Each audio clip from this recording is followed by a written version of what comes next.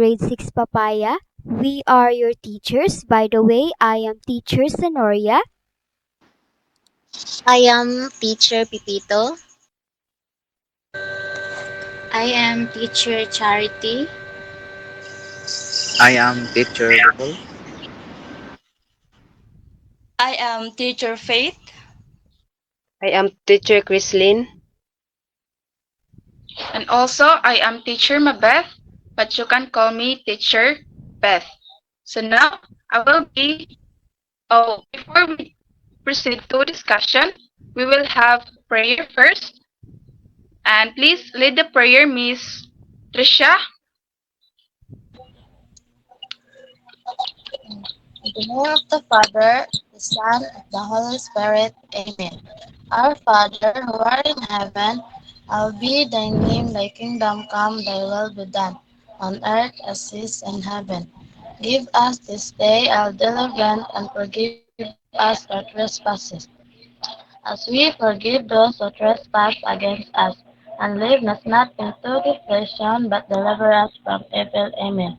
In the name of the Father, the Son, and the Holy Spirit. Amen. So now, I will be check your attendance. So, who is absent today, class?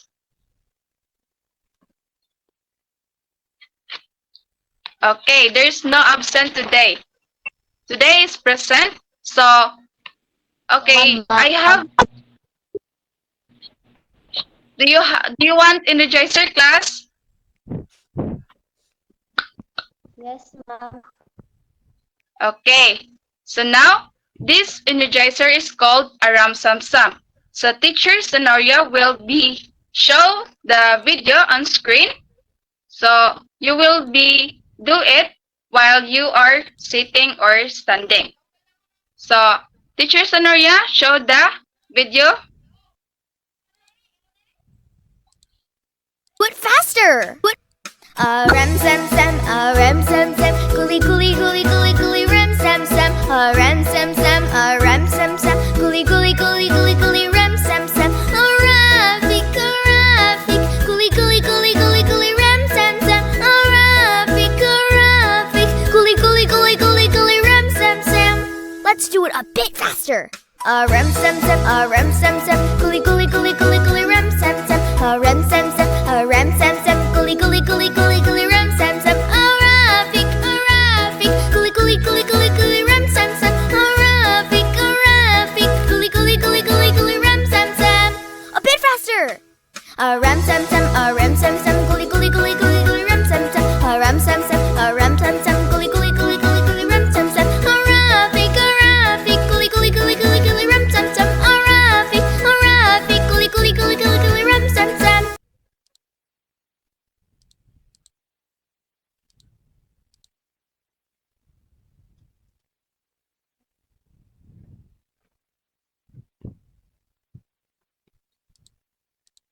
So everyone is energized.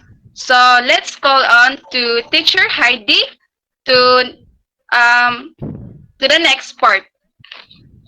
Okay, teacher Heidi. Okay, I'm sorry. I'm sorry for my mistake. So the next part is to teacher Ilustrisimo. So teacher Ilustrisimo.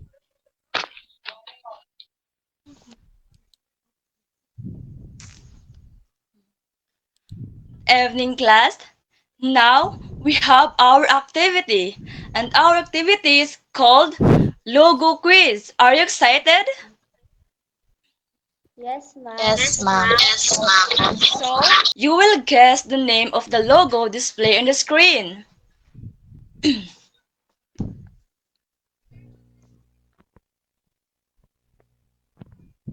First, what type of logo is this? Minecraft. Very good. And the next,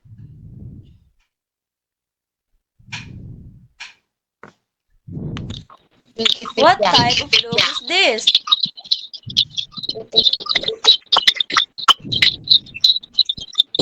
Very good. And the next part,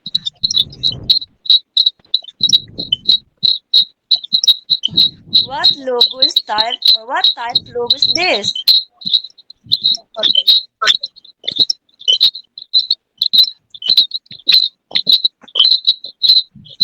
So, very good. And the next part,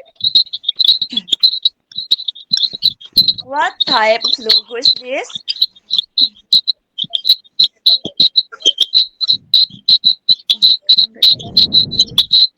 Uh-huh. Yes. And the next, Bluetooth. yes, very good. And the next part, oh, that's the last. So now, Teacher Faith will ask a question. What do you think these pictures are? Logo. Very good. And why do companies use these symbols?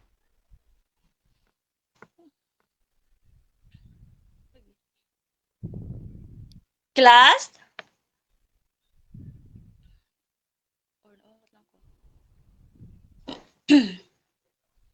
Why do companies use the symbol?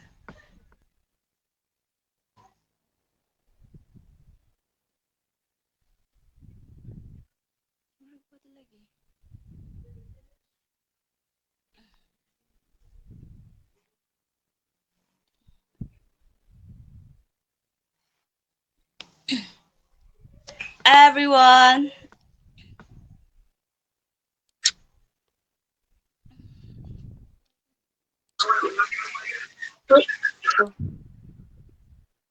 Yes, Crystal Marie.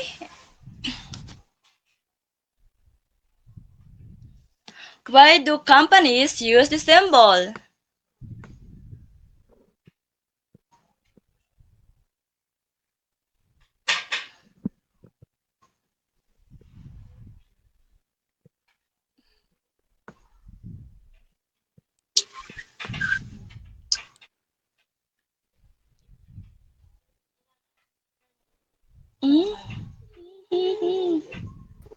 Ayos banana. Yes.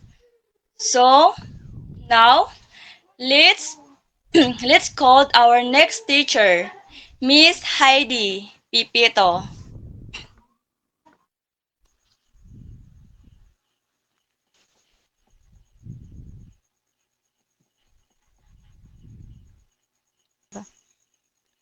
So, okay, class. So, our topic for this evening, so it's all about a logos. So, a logo is a combination of text and visual imagery that serves two purposes. It tells people the name of the company and it creates a visual symbol that represents your business. So some logos have powerful symbolic association connected to people's memories. So a logo is a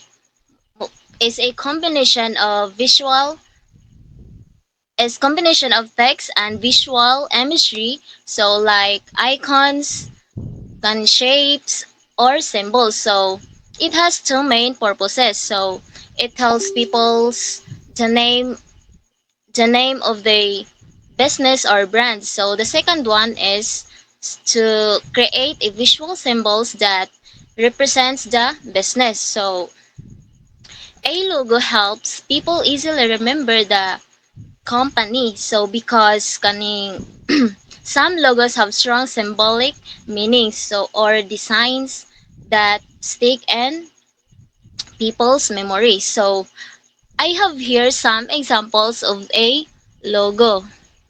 So slide. So these are I these are my some examples of a logo. So the first one is Nike. So their design is a simple check or swoosh. So which means that It represents the movement and speeds. So the second one is the McDonald's. So their designs that is the big golden M. So which means it represents the first letter of the company. So now I will give the floor to teacher Clarice Sanoria.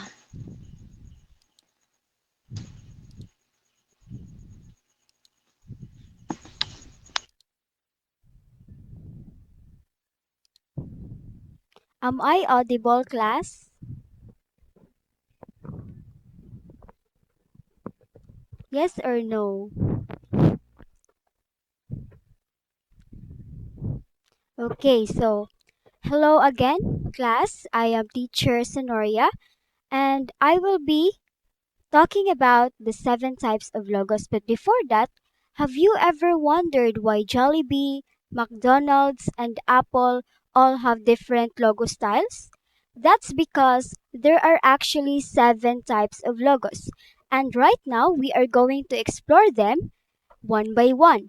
So first, we have here the monogram logos or letter marks. These are logos that consist of letters, usually brand initials. Now, this type of logo rather, help people remember long names by using only the first letters. The best example for this type of logo is the H and M.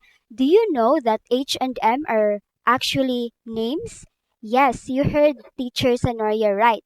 It's actually Hens and Maurits, but we people do not know if we don't Google it. So the reason why it is one of the best example of the monogram logo because it uses the first letters of the name only. And if we base the definition in this PPT right here, it usually it consists usually with brand initials, and that is why H and M is one of the best examples for the monogram logos. Am I right or am I understood class? Am I understood class? Hello, yes or no? Yes. Okay, very good. So moving on, we have here the word marks or logotypes. It is a font-based logo that focuses on a business name alone. So companies use this when their name is unique and easy to read. The best example for this one is Coca-Cola. Do you know why Coca-Cola is one of the best example? Because the the company Coca-Cola, I mean the name of the company is Coca-Cola, and the name of the brand as well is Coca-Cola. So it is the business name alone. Okay. So moving on, we have here the pictorial marks or logo symbols. So it is an icon or graphic based logo. So these logos are easy to recognize because the image represents the brand rather. So example of this is the Apple. Who among you here are iPhone users? As you may notice, uh, an iPhone, you can directly see or at the back of their phone there is a symbol of an apple, and it is a actual apple image. Okay, so again, it pictorial from the word itself, picture, meaning to say it uses pictures. Okay, moving on, the fourth one we have here, the abstract logo marks. It condenses your brand into a single image. It also allows you to create something truly unique to represent your brand. It shows the brand idea in a creative and unique way. The best example is the one right here at the right side. As you can see, it has three stripes, and it is very unique because it represents a brand. Now, let me ask something. May I call on dear Teresa May? Can you guess what logo is this? Yes, ma'am. Okay, what logo is this? Yes. Very good. This is the logo of Adidas. Now moving on is the mascots. These are logos that involve an illustrated character. So, best example for this one, as you can see on the right side, it is the logo of the Jollibee. So, this type of logo makes the brand friendly and appealing, especially for the families and kids. Now, uh, it is Jollibee is one of its best example because it uses mascot, and as you can see it is a bee. Okay, am I understood, class?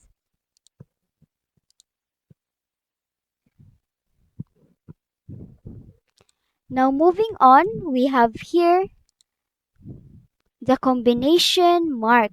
So this is a logo comprised of a combined word mark or letter mark and pictorial mark, abstract mark or mascot.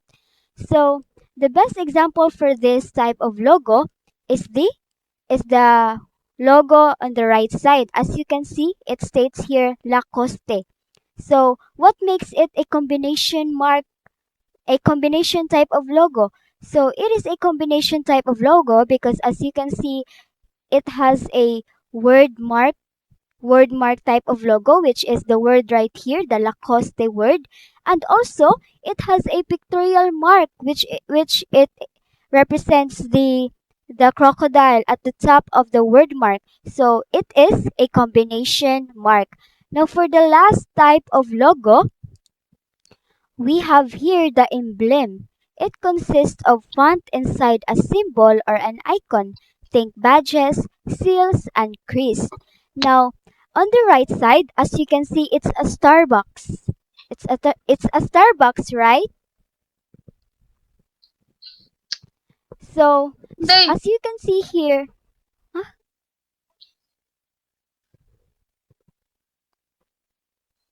As you can see here, it is a Starbucks. And as an emblem type of logo is means that there is a symbol inside and also a font inside. As we notice here at the Starbucks logo, we have the image or the symbol, which is the woman or the girl with the crown, right? Or is it a mermaid? I don't know, maybe it's a mermaid. But Yes. nevertheless, it is a there is also a font which states Starbucks coffee, which is also inside the design. Now that is the best example for an emblem type of logo. Okay, so now that you have learned the 7 types of logos, I will be calling teacher Chrislyn to continue the key factors. Hello, teacher Chrislyn, are you there? Yes. Okay. So for now, so for now, let's proceed to the key factors in creating a logo. The first is appropriate. So your logo should be an appropriate.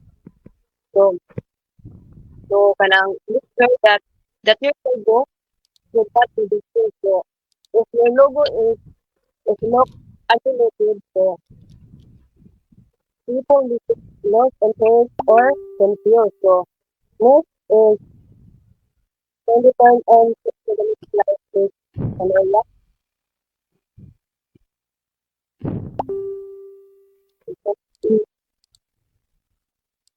So the next is describable. So provide logo without excess effect. So the logo should be easy to see and easy to parang describe. So you should not have to any effect or parang decoration. So if the logo is complicated or overloaded, viewers um logo is complicated or overloaded, so the viewers is may not recognize it quickly. So next next part. So next is timeless. So your logo is useless if your target market can't remember it. So the logo should be easy to remember. Simple design is enough. So kanang timeless logo is it still looks good even after many years. So next, the fourth the fourth is effective without color. So prepare black white version of your logo. So the logo kanang must still looks good even in black and white because some prints and kanang materials can only use one color. So this important when printing or using the logo in one color. So next, the last is scalable.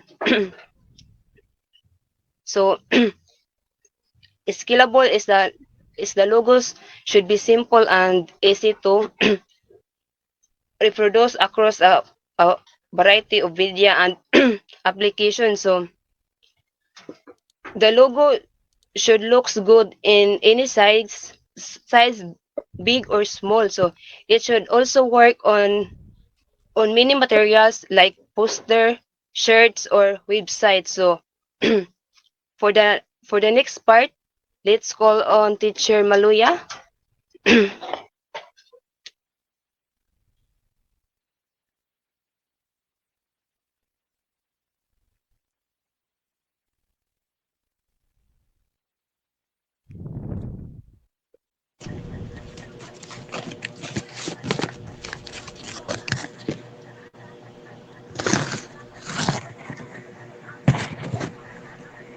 Good evening once again, class.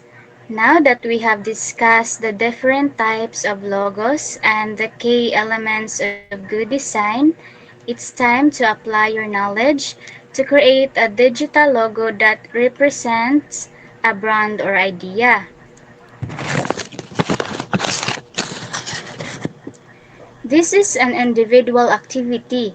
Each of you will create a digital logo for an imaginary product, business, school club, or personal brand using a digital tool such as Canva, Logo Maker, PowerPoint, or any other accessible app.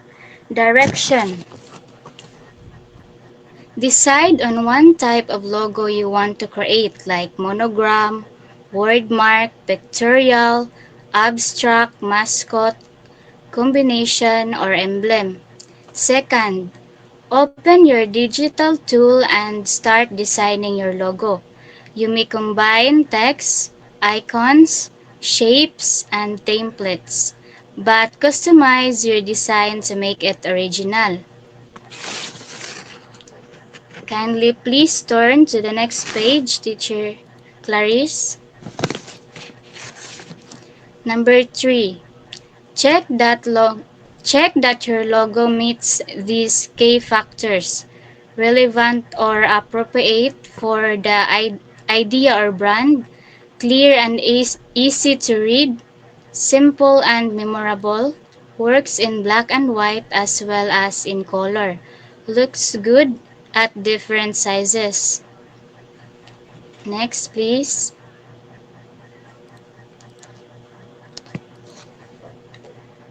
Save or export your logo as an image or screenshot. And last, share your logo with the class and briefly explain the following. First, the type of logo you made. Second, why you choose that type. And lastly, how your design follows the key factors. Am I understood, class? Okay. Yes, Any ma'am. questions? Okay, very good. All right, you have 10 minutes to complete your logo. Time will start now.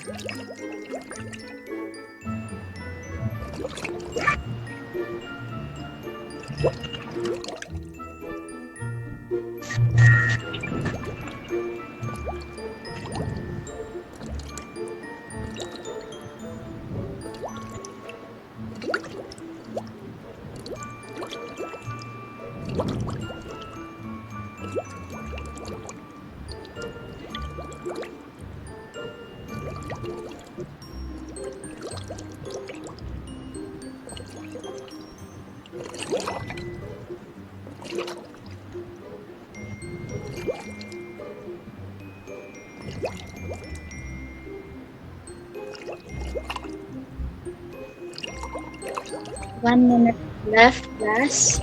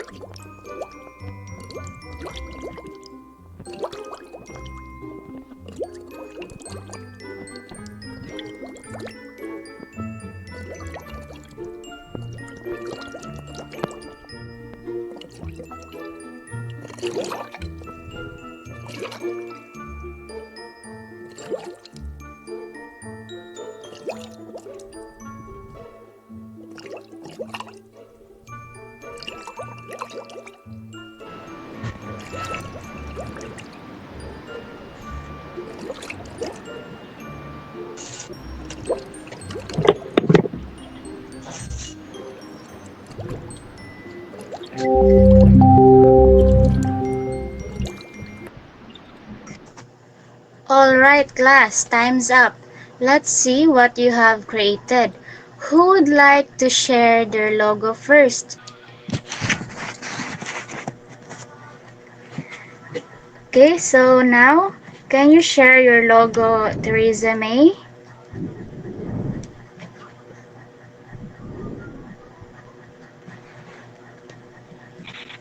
Yes, ma'am.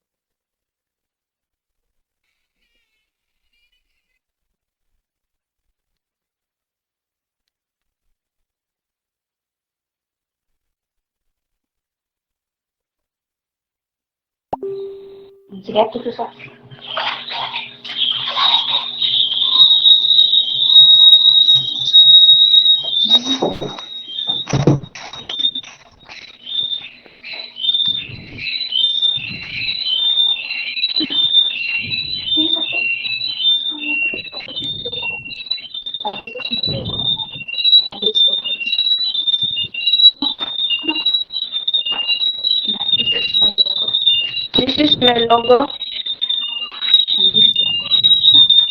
This logo is a monogram logo because it uses the letters T, first letter of my name, and Q, first letter of my surname, together.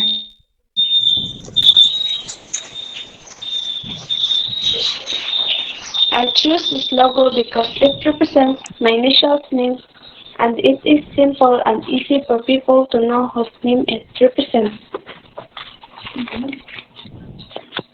It follows the K factors. The design is clear and simple, so it is easy to remember. It also looks good in black and white and stays neat even in small or big. That's all. Thank you.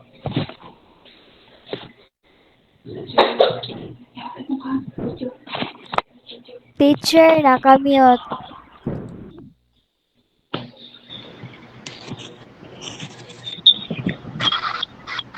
Wait. Okay, very good. So let's give Theresa May a what a nice clap.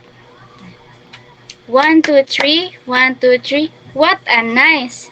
Okay, again. 1, 2, 3, 1, 2, 3. What a nice. Okay, next. Trisha Ann.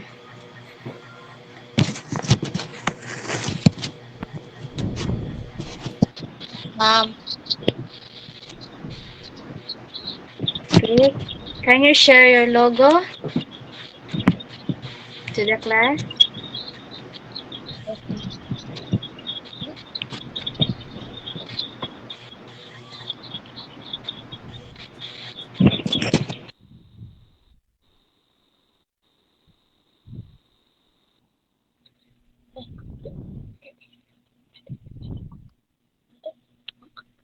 This is my logo. This logo is combination logo. I choose this because people can quickly know it is a coffee shop when they say the cup. The words also make the name easy to read. It is simple, clear, and matches the idea of coffee because of the cup and beans. The logo still looks good in black and white and in small or big size. That's all. Thank you. Okay, very good, Trisha Ann. So let's give her a very good clap. 1, 2, 3, 1, 2, 3. Very good, very good, very good. Together. No. 1, 2, 3. 1, 2, 3. Very good, very good, very good. All together. 1, 2, 3. 1, 2, 3. Very good, very good, very good.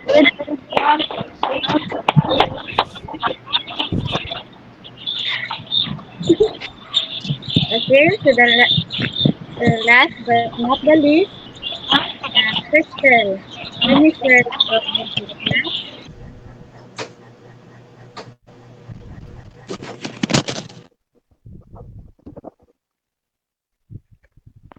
Ah, yes, banana chips. I chose combinations logo because it replying on both a picture and words.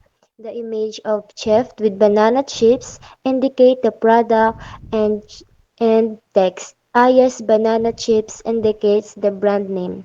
It's memorable because the adorable chef with chips banana will stick to people's minds. That's all. Thank you.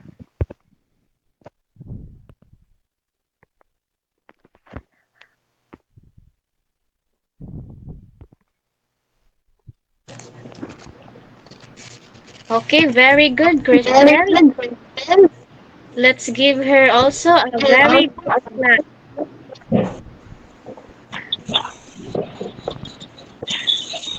All together. Together, One, two, three. One, two, three. Very good, very good, very good. Again, one, two, three. One, two, three. Very good, very good, very good.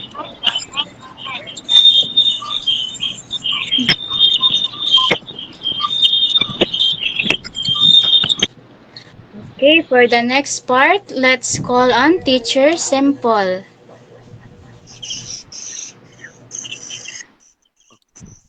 Okay. So, good evening, class. For your assignment this evening na about the logo. Instruction number one is choose one type of logo you want to create. Instruction number two, using a digital tool such as a Canva, Piscart, logo marker, and Pixel Lab, PowerPoint, or any drawing app. Create a simple digital logo for an imaginary product, business, or school club. Uh, Instruction number three is write three sentence to explaining about your ng logo. Later on, I will send the rubrics about your assignment. Sige, thanks class and good evening. All Oh, right, class. Before we end our lesson on creating logos, let's summarize what we learned today. Who can share what important details we learned about logos? Who can hello ma'am, answer? I will answer in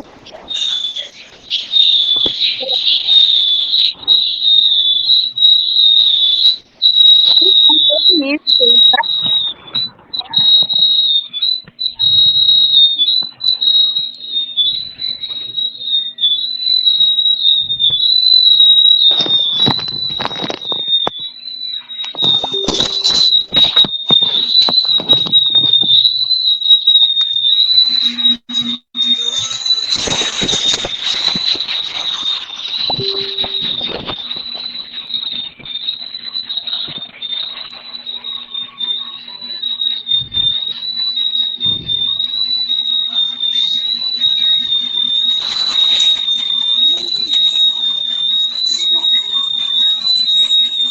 hello ma'am.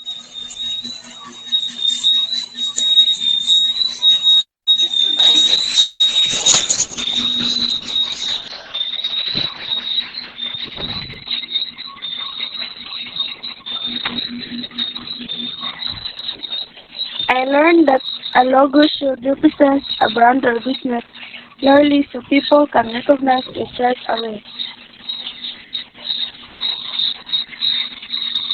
Okay, very good. A logo is important and what? Who can answer?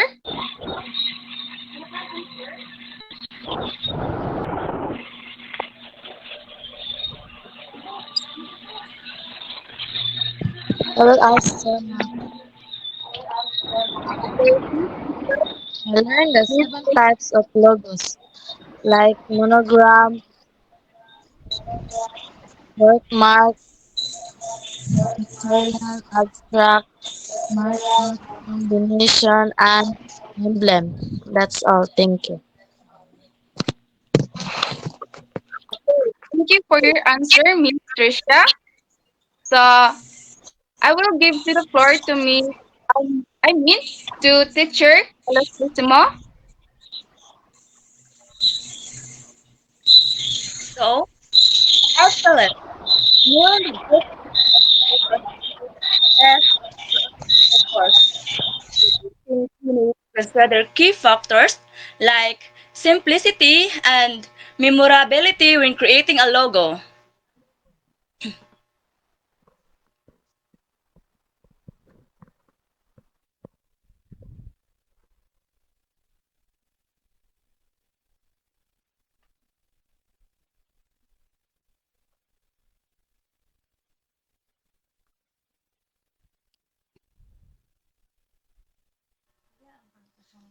Mm. Where is Crystal Marie? Yes, ma'am. Yes. So, I will repeat. Knowing the different types help us to choose the best design for our purpose. Why do you think we need to consider key factors like simplicity and memorability when creating a logo?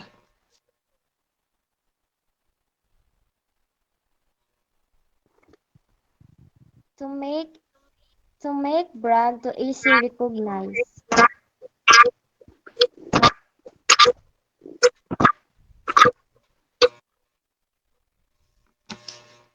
Correct. Simplicity makes a logo more powerful and timeless.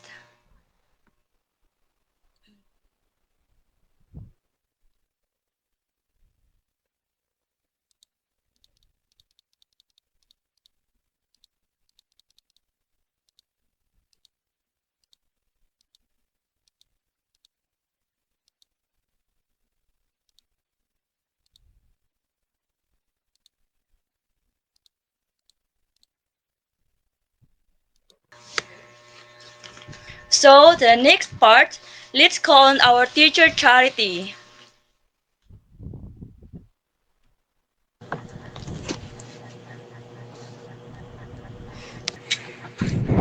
To wrap up our lesson, remember these important points. First, a logo is a visual symbol that represents a brand or identity. Next, please, Teacher Clarice. Second, there are 7 types of logos you can choose from. And lastly, a good logo should be relevant, simple, memorable, clear, even without color, and versatile. These ideas will help you design effective logos in the future. Okay, for the next part, let's call on Teacher Clarice.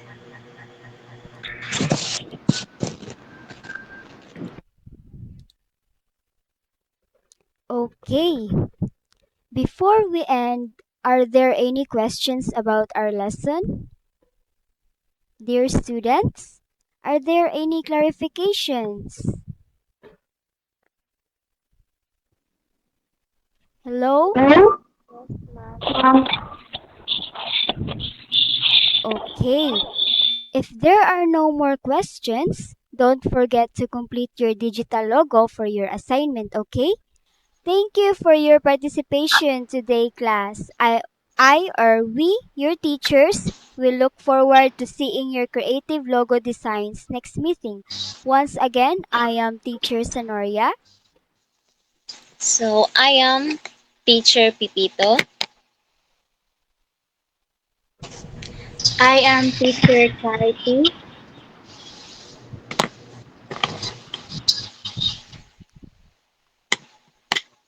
I am teacher Faith. I am teacher Kathleen. Also, I am your teacher, Mabel. That's That's all all. for And today. Thank you. thank you. Goodbye.